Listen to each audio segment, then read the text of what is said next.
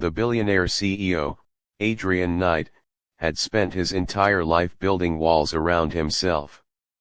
His company, Knight Industries, was one of the most powerful in the world, yet behind his polished suit and commanding presence, Adrian was a man who trusted no one and shared his home with silence. That silence was his comfort until the day he came home early. The sky was heavy with rain that evening, and Adrian decided to leave work hours before his usual midnight return. His mansion stood like a fortress, a place few ever entered, and he liked it that way. But as he pushed open the door, expecting stillness, he froze. From the kitchen, he heard faint whispers.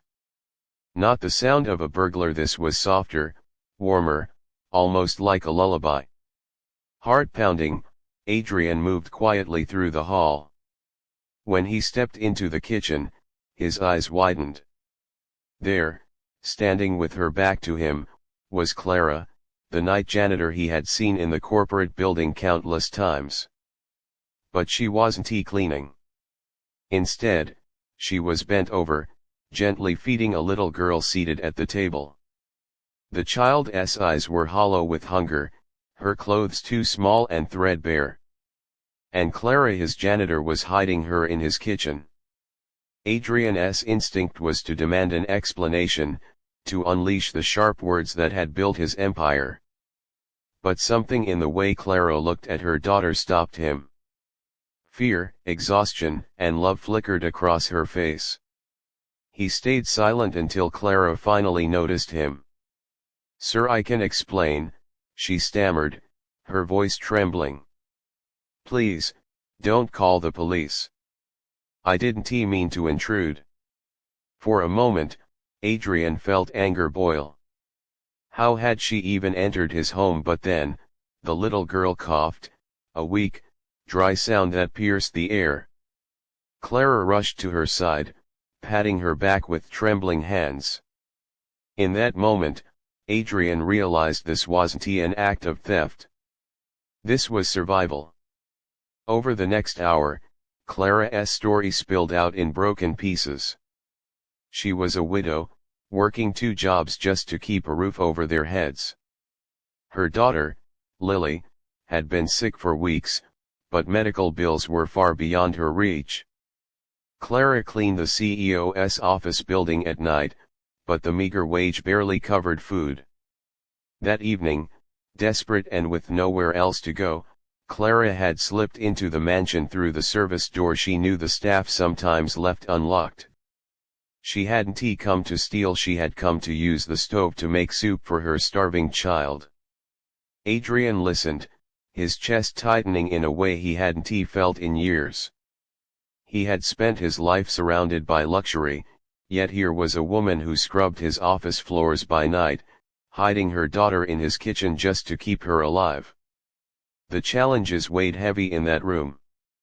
Clara's pride clashed with her desperation. She didn't want charity, but she couldn't keep Lily fed. Adrian faced his own battle. The walls he had built around his heart now threatened to collapse. For once, he wasn't looking at numbers or deals, he was looking at 2 human souls caught in a storm he had never known. The next days changed everything. Instead of firing Clara, Adrian made a quiet decision. He helped. He arranged doctors for Lily, sitting awkwardly in the waiting room, feeling strangely protective of the little girl who clutched a worn teddy bear.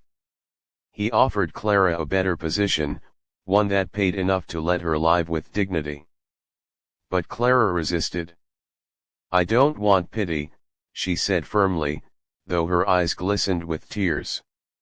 Adrian didn't pity her. For the first time, he admired someone not for power, but for strength. He told her, "This isn't pity. It's respect. You've fought harder than most people I know." As weeks passed, Lily's health improved. Clara's fear began to fade. And Adrian, once a man who returned to an empty mansion, began to find joy in the simple things. Lily's laughter echoing in the kitchen, Clara humming while she cooked, the warmth of a family he had never dared to imagine. Still, the road wasn't without obstacles. The corporate board questioned Adrian's sudden interest in the janitor. Gossip spread, and Clara feared losing everything again. But Adrian stood firm. For a man who had built an empire, protecting Clara and Lily became his greatest fight. One evening, months later, Clara stood in the very kitchen where everything began. She looked at Adrian with gratitude but also with pride. "You didn't just save us," she whispered. "You reminded me that there are still good people in this world." Adrian smiled faintly, though his eyes betrayed the depth of emotion he rarely showed. "No, Clara. You reminded me what it means to have a heart." The billionaire CEO who once lived in silence had found his home not in marble walls or gold chandeliers, but in the laughter of a child and the resilience of a mother.